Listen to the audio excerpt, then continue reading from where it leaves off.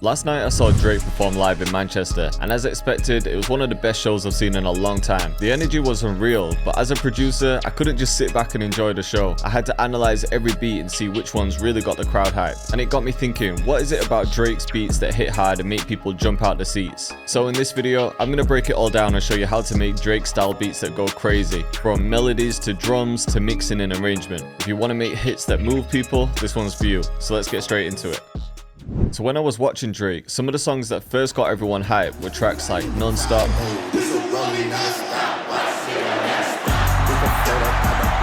Know Yourself, and his part in Sicko Mode.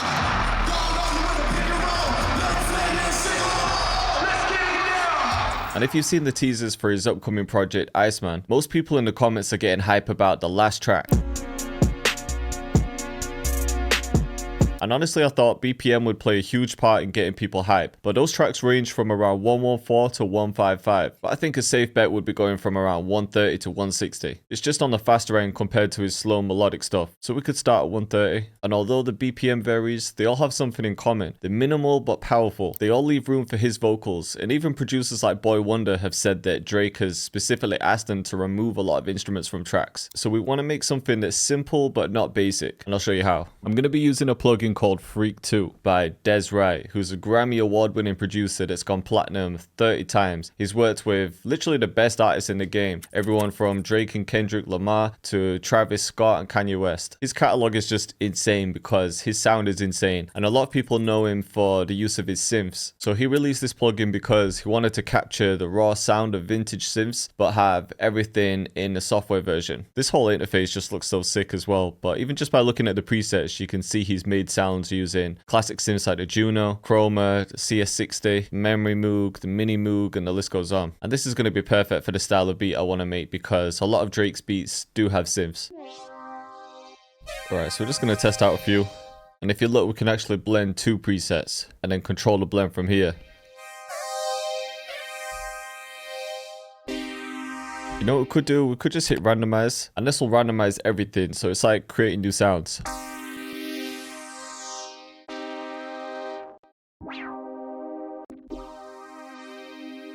That's kind of fire.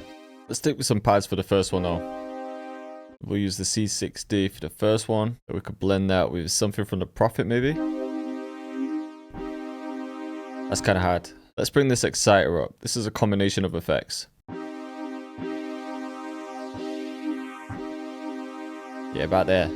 These visuals are crazy too, by the way. Let's also increase the glide. This is such a simple feature, but so sick. I love that this is right here because sometimes this is hidden away in plugins. But listen to this. It just sounds way more interesting compared to that. Just want to find a chord that sounds good. Let's pitch this up. Let's just add a note underneath here. Just make it a bit more tense. Let's pitch it down. See, even those notes by itself sound sick. Let's extend this. And this is just going to be the foundation, so we're just keeping this simple. Remember, we want things to be minimal. And because I want to go for some dark, hard sound, I don't want to change the chord too much. If we were making something more emotional, then we'd most likely want to use a few different chords. But to make something hard, you keep tension by limiting the chords. So I could just copy this. Actually, let's pitch it back up. Could even take these notes, bring them down here. Then the second time around, we could add a few notes.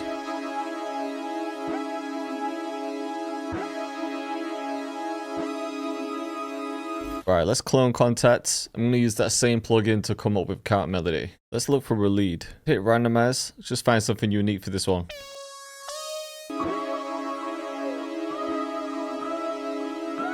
Maybe this. This is sounding crazy. And for this one, I'm just looking for a simple top line that's going to be kind of repetitive.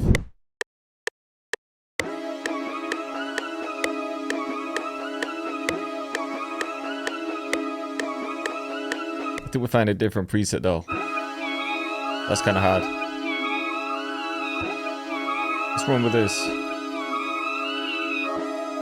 Ooh, halftime. That sounds kind of crazy. Then we could even pitch this second half up an octave.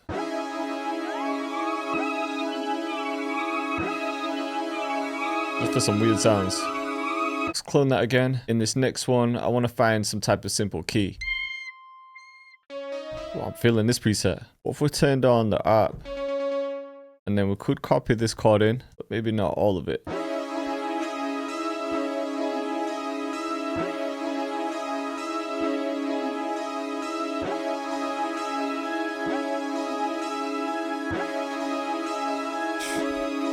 Sounds mad. Could add some halftime to that as well, but just bring the mix down. And then we get a bit of both layers. Alright, I want to try to layer those main chords with something that has a bit more movement.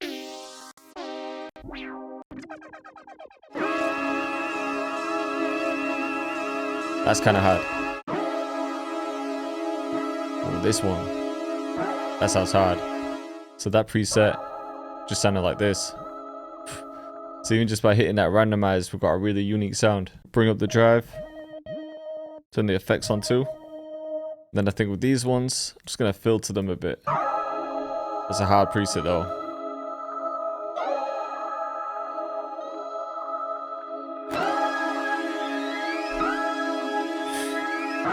That sounded crazy.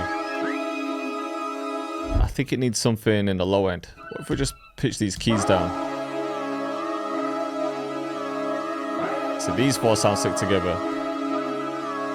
And by the way, if you want to check out Freak 2, I've left a link in the description because the video is sponsored by the man himself, Des Wright. I love when actual producers release plugins because you know someone like Des is going to focus so much on the quality. It took him like 2 years to make this and I can really see why, so I think you'll love it. Okay, at this point, when things are sounding a bit full, I like to flip the melody and then most likely build on that as well. So let's render the master.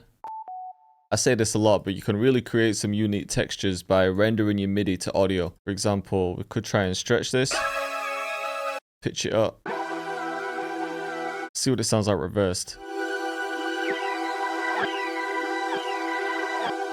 That's hard too. I think I prefer it normal this time though. Let's copy this. This one, I'm going to pitch it up another octave. Maybe we could reverse the high octave one. With this one, we're just going to filter it. And then maybe add some reverb too. Sounds mad. Then let's throw on some shaper box. That's kind of hard. Let's bring the mix down. This is calling for a sub bass, man. I think we've got to use Freak 2 again because I know there's going to be some fire bass in here. I'm thinking we jump to the mini Moog. Big bass. It sounds like it's going to be perfect. Let's turn the arpeggiator off though. I like it, but let's try some others.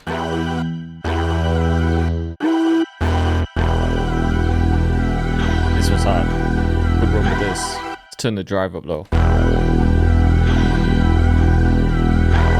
we go. What does it sound like with the effects on? That's even crazier. See what effects are even running there. There's some delay, so I might turn that off. And then with the reverb, I don't even mind the reverb.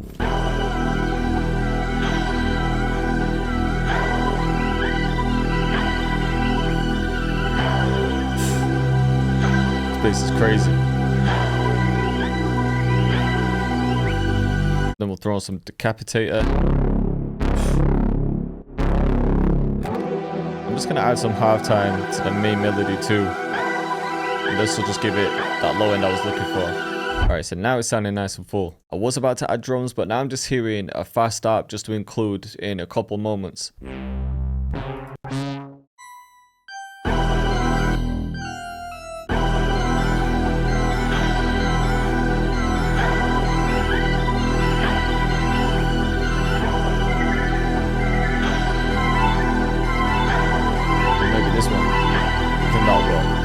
That's only going to come in some parts where I'm building up some tension. So like you've seen, the melodies are pretty simple, but it doesn't mean the basic. We're experimenting with different sounds and effects and processing, and we're just creating something unique because let me show you what it would sound like with a basic preset. See what I'm saying? There's nothing really to it. Okay, for the drums, we're going to go to my Pyroverse track bundle. And these type of beats just have a really hard hitting, crunchy snare. Go for something like this wild one.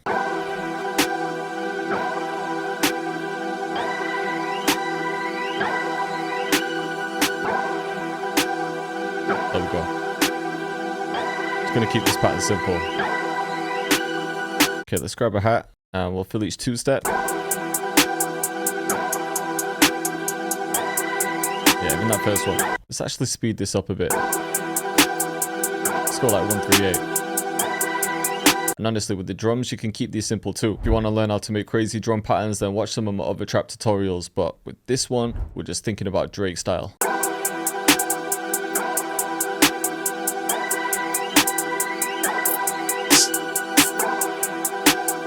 Let's copy that.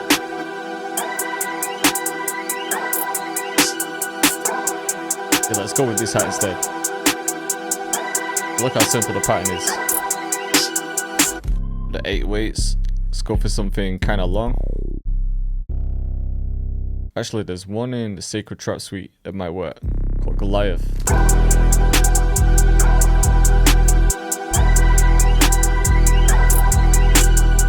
This one, we could add a few slide notes.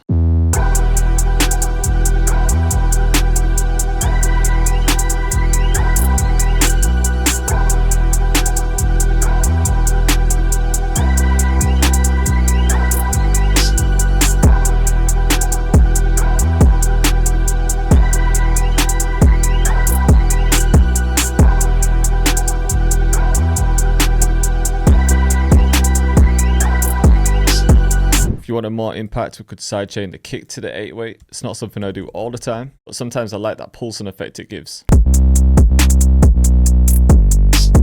Alright, from here we could add some open hats. Just want something kind of simple. This one. And let's take this reverse one too. I like to set it to cut itself. With the reverse one, I like to have it leading into a snare or on top of a kick. So like here, for example. Because we set it to cut itself, we can bring the velocity of this one down. Now this one will play, and as soon as it gets to the snare, it will cut so they don't overlap. Yeah, just use that one. Maybe right at the end. And then with the other one, I'm just going to layer the first 2 kicks. Same again here. Might just add one more snare at the end, you know. And honestly, with the drums, you don't even need more than that. With Drake beats, it's all about space. But we can keep it interesting with the arrangement. I think we could just start with the drums straight away, you know. Sometimes starting with the drums is a good way to instantly create energy. So I think as soon as you heard this, you'd be locked in.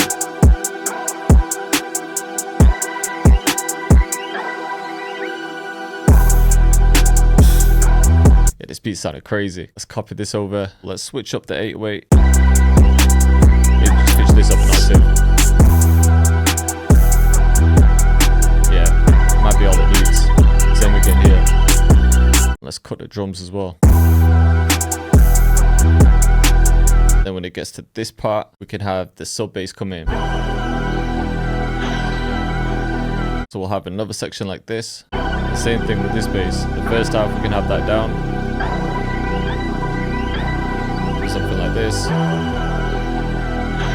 And then bring this up.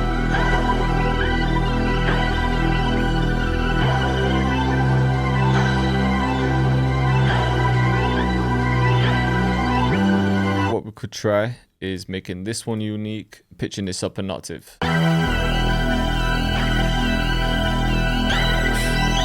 Sounds bad. And then just to separate that, I'm going to add some reverb to the high octave one. Just so we have this real like spacious, dramatic section. But this time around, we'll copy that again. And in this section, we'll bring that high octave part whilst the drums are playing. Just for a little switch up. So not a typical arrangement, but I was just imagining this section giving Drake even more space. And it's just building up a lot of tension before the drums come in again. But yeah, let's have a listen from the beginning. Yeah, I think it sounds hard with the drum straight away.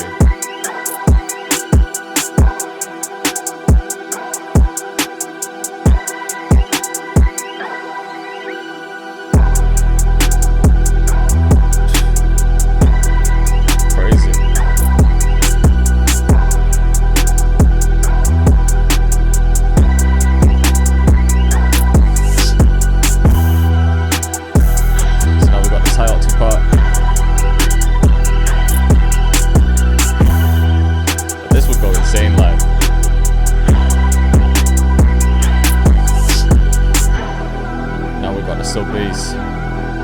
I could hear Drake all over this, man.